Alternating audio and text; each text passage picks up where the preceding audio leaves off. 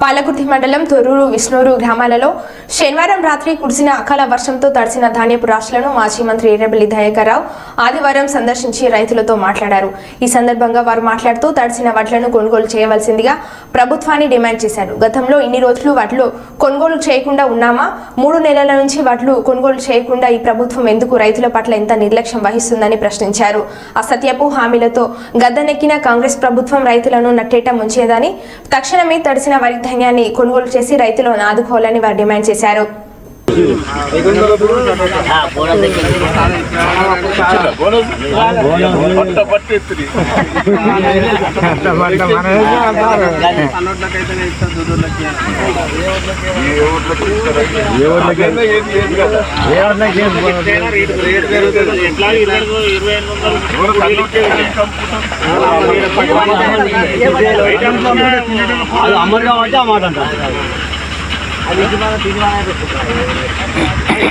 బయట market bonus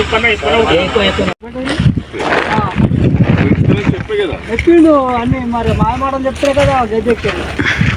ఇప్పుడు సన్న వాటికి దొంగ మాట వచ్చినాయి పక్కన పోతుంది కాబట్టి కూడా వెళ్ళిపోయింది సార్. అప్పుడు ఎట్లుండే కేసీఆర్ ఉన్నది మరి కేసీఆర్ అంతా తింటానే ఇప్పుడు రేవంత్ రెడ్డి ఎండాకాలం వస్తే మత్తాలు పోసే సార్. ఉగాది అప్పుడు మత్తాలు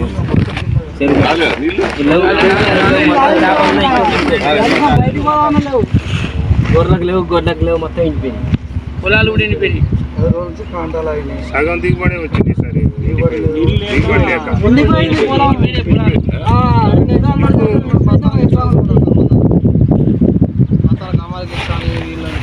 ఇప్పుడు సన్నోట్లకి ఇస్తాడట. తప్పుడు మాట అన్నిటికీ వడ్లు అన్నాడు కానీ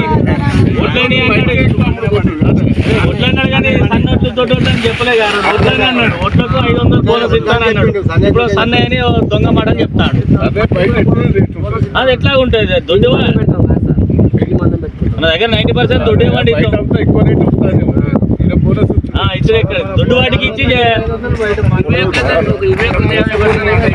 దొడ్డువాటికి ఇచ్చి ఇచ్చిన హామీ నిలబెట్టుకోవాలి ముఖ్యమంత్రి అయితే.